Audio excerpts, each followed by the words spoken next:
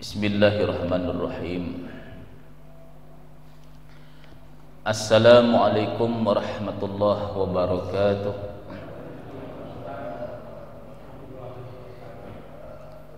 Bismillahirrahmanirrahim. Alhamdulillahilladzi faqahana fid din wal 'aqibatu lil muttaqin wala 'udwana illa 'alal zalimin. Asyhadu an la ilaha illallah wahdahu la syarika lah wa asyhadu anna sayyidana wa nabiyyana Muhammadan abduhu wa rasuluhu la nabiyya ba'dah.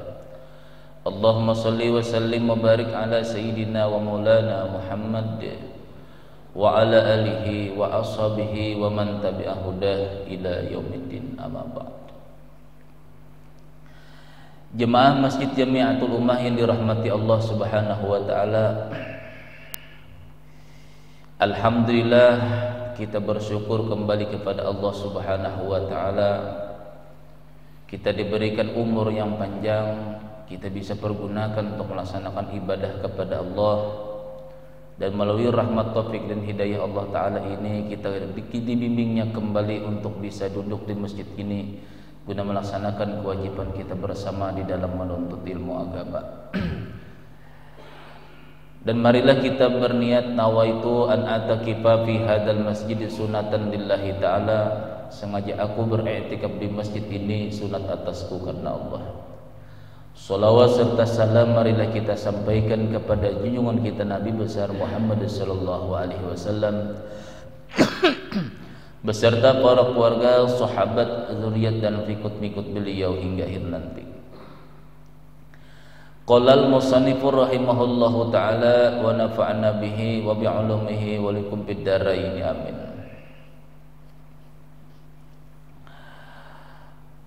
Wa min akhlaqihim radhiyallahu ta'ala anhum kasratu khaufi minallahi ta'ala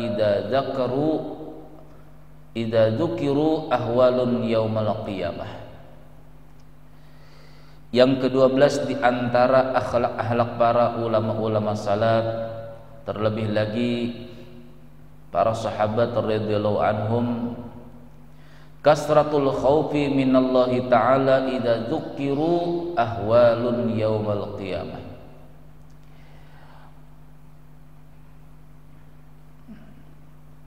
Banyaknya takut mereka kepada Allah apabila diingatkan mereka dengan perkara-perkara huru-hara hari kiamat. Wa kasratul gisyan, dan banyaknya para sahabat dahulu, para ulama-ulama tabi'in dan ulama-ulama salaf dahulu, mereka lebih banyak pingsan di waktu mendengar ayat-ayat Al-Quran. Wa qad qara'a Rasulullah sallallahu alaihi wasallam yauman qaulahu ta'ala. Diceritakan bahwasanya pada waktu Rasulullah sallallahu alaihi wasallam pernah membaca ayat Al-Qur'an. Inna ladaina ankala wa jahima wa ta'aman dza ghussati wa 'adaban alima, dalam surah Al-Muzammil. Inna ladaina angkala wa jahima, sesungguhnya kami ini, di hadapan kami ini, kata Allah, angkala wa jahiman, ada belenggu-belenggu daripada api neraka jahanam, wa ta'aman dza ghussati wa 'adaban alima, dan ada makanan-makanan, kata Allah, yang bisa menyumbat sampai ke tenggorokan sini, dan ada pula adab-adab yang pedih. Nah, di saat Rasulullah sallallahu alaihi wasallam membaca ayat tersebut, wa kana wara'ahu Humran bin A'yun, ada sahabat Rasulullah yang mendengar, yaitu Humran bin A'yun, fa kharra maitan radhiyallahu ta'ala anhu, langsung meninggal dunia.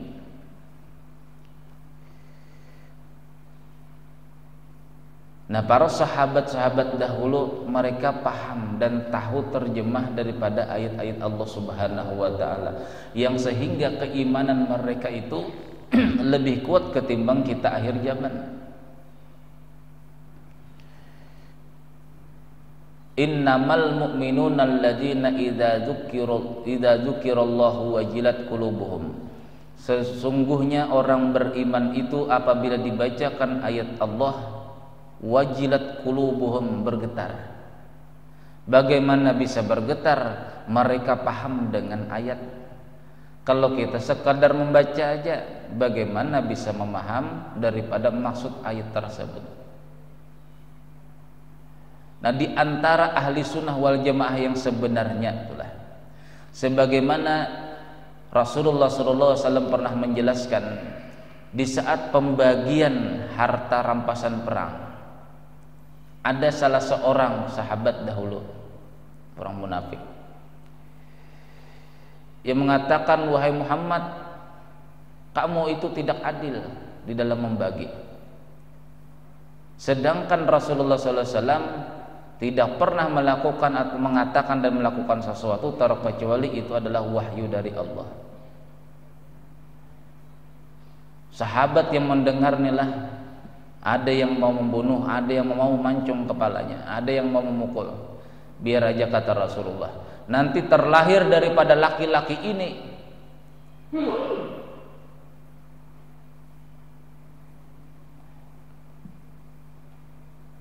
orang-orang yang memusuhi daripada Islam, yang mereka itu mengaji cuma sekedar di mulut, tidak sampai ke hati.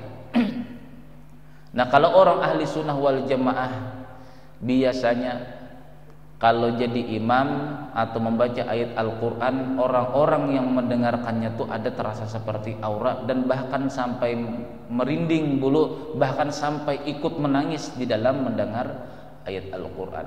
Nah, sedangkan orang ini, kata Rasulullah, dia itu sekedar mengaji,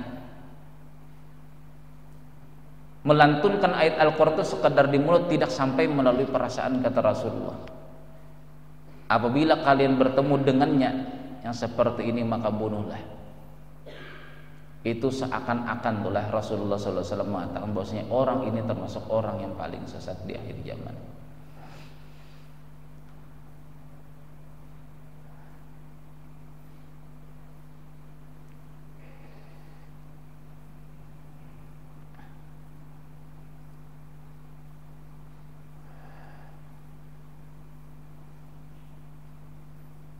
Jadi sahabat tadi mendengar ayat Al-Quran langsung meninggal dunia. Coba bayangkan.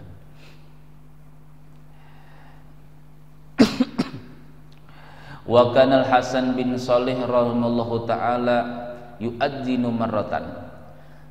Jadi ulama salaf yang dahulu bernama Hasan bin Shalih. Beliau pernah mencoba sekali-kali untuk azan. Allahu Akbar, Allahu Akbar. Faqala, pada waktu beliau membaca asyhadu alla ilaha illallah, langsung pingsan. Baghasya alaihi, pingsan. Baru mencoba-coba azan, pada waktu asyhadu alla ilaha illallah, pingsan. Wa hamaluhum minal maranarati, diturunkan dari menara.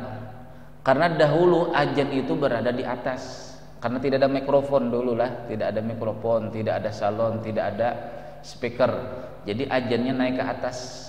Kan ada masjid-masjid tuh Pak, di tengah-tengah sini dibikin tangga yang memutar begini kan sampai ke atas. Jadi yang azan tuh di atas. Nah, Hasan bin Shalih ini di waktu mula-mula mau mencoba azan, di waktu asyhadu la ilaha illallah, langsung pingsan. Fahamaluhu minal manamarati wa nazuluhu bihi, diturunkan oleh para sahabat dahulu, turunkan sampai ke bawah. Wasaida akhuhu, kemudian saudaranya Hasan bin Shalih ini menyambungkan lagi. Wasalla bin nas, baru manusia bisa sholat berjamaah. Wal Hasanu fi ghasyatihi, sedangkan si Hasan tadi masih di dalam keadaan pingsan.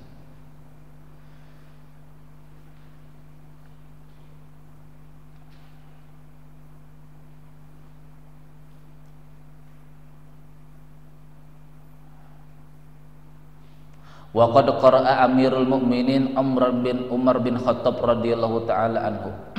Sungguh pernah dahulu Sayyidina Umar ini membaca ayat Al-Qur'an. Idza syamsu kuwirat, apabila matahari itu kuwirat, dipecah oleh Allah.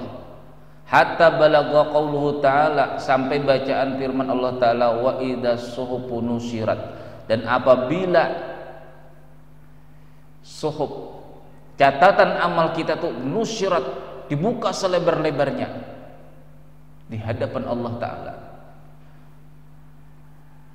Fa akhgharra masyan alaihi, Sayyidina Umar langsung pingsan. Coba mendengar ayat saja nih lah, ayat ini dibaca sendiri, berarti beliau dipaham maksud dan tujuan ayat ini. Idza syamsu kuwirat, apabila matahari itu dipecah oleh Allah, sampai firman Allah Subhanahu wa taala, wa idza suhufu nusirat, dan apabila suhuf, catatan amal kita, nusirat, diperlihatkan nanti di padang mahsyar. Masing-masing kita ini memiliki catatan amal berjumlah 99 halaman. Catatan hidup kita nih, mulai kita akil balik sampai kita meninggal dunia, itu jumlahnya 99 halaman. Satu halaman, kata Rasulullah SAW, itu jaraknya satu halaman dari mata, sejauh mata memandang. Jadi mulai awal kita membaca, nah sampai ke ujung sana, telitilah, pasti teliti. Berapa puluh tahun umur kita di dalam dunia, sejumlah itu, jumlahnya 99 halaman. Satu halaman terkadang sampai beberapa hari baru selesai pada waktu penghisapan nanti di hari kiamat. Nah, jadi sebelum catatan itu tercatat di sana, di sini kesempatan kita untuk menghapusnya. Itulah manfaat atau faidah daripada orang-orang yang jahiliyah, orang-orang yang dahulunya tidak pernah belajar agama, melakukan suatu kesalahan karena ketidaktahuannya. Nah, setelah dia ikut pengajian, menuntut ilmu agama, kesalahan-kesalahannya dahulu itu menjadi pahala. Itu istimewanya orang-orang yang tidak paham agama, yang dahulu-dahulu melakukan suatu kesalahan, tidak tahu. Korupsi, dia tidak tahu itu dosa. Menipu, tidak tahu. Berzina misalnya, tidak tahu itu dosa. Dikerjakannya di waktu masa jahiliyahnya dahulu, di waktu masa mudanya. Tapi setelah dia tua, menuntut ilmu agama, dia tahu bahwasanya itu dosa, bertobat, semua dosanya itu bukan sekedar dihapus, tetapinya diganti Allah Ta'ala jadi pahala. Itu bedanya orang penuntut ilmu agama di akhir hayatnya dengan orang-orang yang tidak mau menuntut ilmu agama. Kalau orang-orang yang tidak mau menuntut ilmu agama, dahulu banyak berdosa, sekarang dia bertobat, cuma sekedar dihapus dosanya, tidak diganti. Jadi kalau misalnya kezaliman kita dahulu, kezaliman kita dengan hamba-hamba Allah Ta'ala jumlahnya 100.000, kita bertobat kepada Allah, kita menuntut ilmu agama, menghilangkan kejahilan kita, nah 100.000 dosa kita dihapus Allah, dan ditambahkan 100.000 pahala sejumlah dosa kita. Nah, itu baru segi faidah kita menuntut ilmu agama. Belum lagi kita duduk di majelis taklim. Satu napas, kata Rasulullah SAW, orang yang berada di masjid itu satu derajat nanti di surga. Banyak-banyak berlama-lama.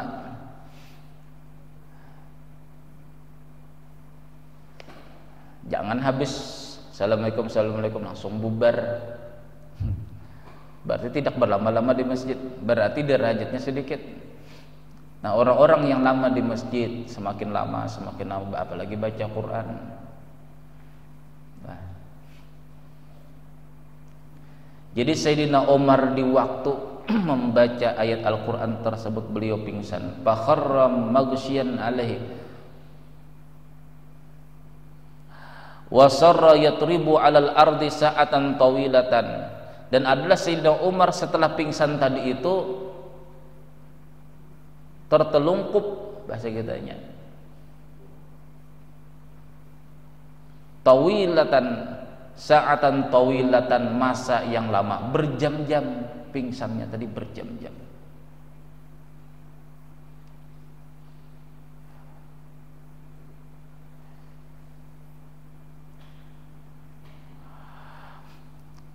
Wa sami'ar Rabi' bin Khaisam rahimahullahu ta'ala qari'an yaqra'u qawlahu ta'ala. Ini sahabat Rasulullah nih lah, Rabi' bin Khaisam ini salah satu gurunya daripada Imam Malik, gurunya Imam Syafi'i. Jadi sanadnya Imam Malik, sanadnya Imam Syafi'i ini kepada Rabi' bin Khaisam.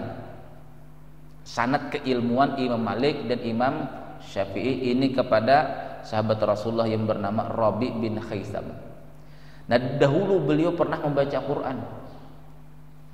Yaqra'u qawlahu ta'ala idza ra'athum min makanin ba'idin sami'u laha taghayyuzan wa zafira. Apabila neraka jahanam itu melihat penduduk ahli neraka yang akan dimasukkan ke dalam neraka, min makanin ba'idin, daripada jarak jauh. Jadi pada waktu dikumpul di padang mahsyar itulah neraka jahanam ini sudah kenal, oh ini akan masuk ke tempatku, oh ini akan masuk ke tempatku. Idza ra'athum min makanin ba'idin, pada ketika neraka jahanam itu melihat orang yang akan masuk ke dalam rumahnya, min makanin ba'idin, daripada jarak yang jauh, sami'u laha taghayyuzan wa zafira, para ahli neraka itu mendengar sami'u laha taghayyuzan wa zafira, rasa geramnya api neraka tadi dan menyambar-nyambarnya, berbunyi. Api itu berbunyi seperti orang yang gemas, gergetan mau memukul tuh. Nah, kalau kita kan kerekot bahasa bajanya kerekotan gigi. Nah, apa bahasanya Pak? Nah, gemas mau memukul adalah. Kalau ini bukan gemas lagi, sudah gergetan neraka jahanam tadi. Itu kedengaran bunyi gergetan jahanam itu daripada jarak jauh. Nah, setelah membaca ayat Al-Quran ini, Rabi' bin Khaisam ini fakharra maghsyian alaihi, beliau pingsan. Summa humila ila baitihi, kemudian diangkat para sahabat yang lain ke rumah beliau. Papatathu zuhru wal asru wal maghribu wal isya'u, beliau setelah pingsan tadi mulai zuhur, asar, maghrib dan isya tidak bangun-bangun. Patathu zuhru wal asru wal maghribu wal isya'u, beliau ketinggalan sholat zuhur, asar, maghrib dan isya. Itu kekuatan iman para sahabat dahulu. Ini jangankan begitulah, imam membaca Quran, yang makmumnya ikut melayang dia ke sana kemari, ada yang pikiran ke pasar, ada yang pikiran ke tempat pekerjaan, ada yang pikiran laptop, ada yang pikiran HP. Emang beda kita zaman dahulu dengan zaman sekarang ini beda. Tapi kalaupun kita menemukan seorang imam juga yang apabila sampai kita merinding, bahkan ikut menangis juga, berarti alhamdulillah masih ada kekuatan iman di dalam diri kita.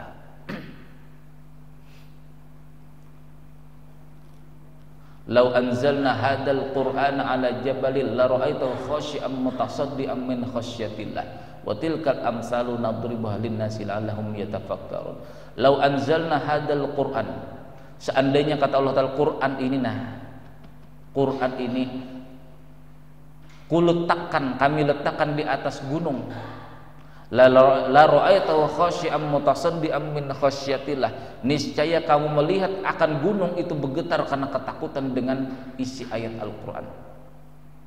Padahal gunung itu tidak berakal.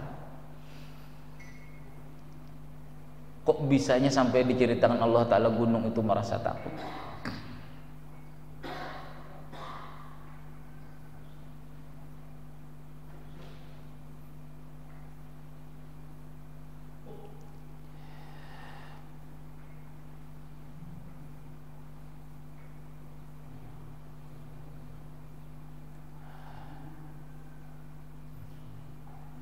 Wa kana Ibrahimul Khalil alaihi salatu wassalam, adalah Nabi Ibrahim alaihi salatu wassalam, idza dzukira khati'atuhu yaghsha alaihi. Nabi Ibrahim alaihissalam itu apabila diceritakan kesalahan beliau, beliau pingsan karena tidak sanggup menahan itu dosa. Sehingga Abdullah ibnu Mas'ud telah mengatakan, orang beriman itu apabila melakukan satu kesalahan, dia seakan-akan akan diruntuhi dengan gunung, akan dijatuhi oleh gunung. Itu orang beriman. Nah, sedangkan orang munafik, kata Abdullah ibnu Mas'ud, apabila dia melakukan kesalahan, itu dianggapnya seperti lalat yang nempel di hidung. Dikibas begini, hilang itu kesalahan. Itu orang munafik, kata Ibnu Abbas. Nah, orang beriman itu, kata beliau, bila dia melakukan satu kesalahan kecil aja, baik perkataan, kita habis menggibah orang, menggosip orang, duduk santai, yalah menggosip, padahal dosanya lebih besar. Nah, dosa kecil aja, kata Abdullah ibn Mas'ud, apabila seseorang beriman itu melakukan, dia itu seperti melihat gunung itu mau menimpa dirinya. Itu tandanya orang beriman, kata beliau. Kalau orang munafik melakukan satu kesalahan seperti lalat yang hinggap atau mampir di hidungnya, kemudian dia kibas begini, hilang. Jadi seakan-akan 2 detik atau 3 detik dosa tadi tidak kepikir lagi. Ingat tahu itu dosa.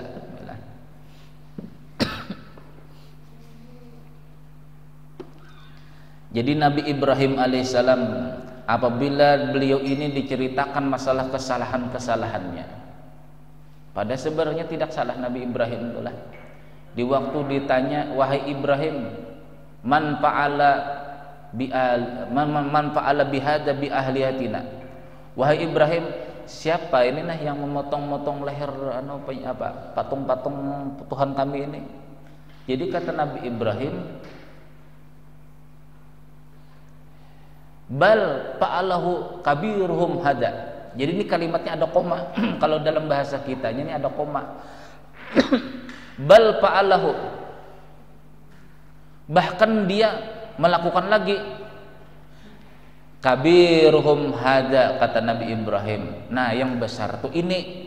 Jadi dikira orang-orang prajurit Namrud, yang besar ini yang menyembelih, padahal kalimatnya itu ada komanya. Di saat ditanya, man fa'ala hadza bi alihatina ya Ibrahim, wahai Ibrahim, siapa dia yang menyembelih Tuhan-Tuhan kami yang kecil-kecil ini? Jadi kata Nabi Ibrahim, bal fa'alahu, betul dia yang menyembelih, yang menghancurkan patung. Wa kabirhum hada, dan ini yang paling besar. Kan tidak salah, bukan menyalahkan yang besar ini yang menyembelih, yang menghancur patung-patung. Nah, orang-orang Raja Namrud ini salah penafsiran pikiran dari Nabi Ibrahim. Itu pun kata-kata mantik seperti itu dianggap Nabi Ibrahim, beliau itu berdusta. Lalu apabila diingatkan kesalahan beliau seperti itu, pingsan Nabi Ibrahim. Satu, itu kata-kata bahasa mantik, bahasa kiasan.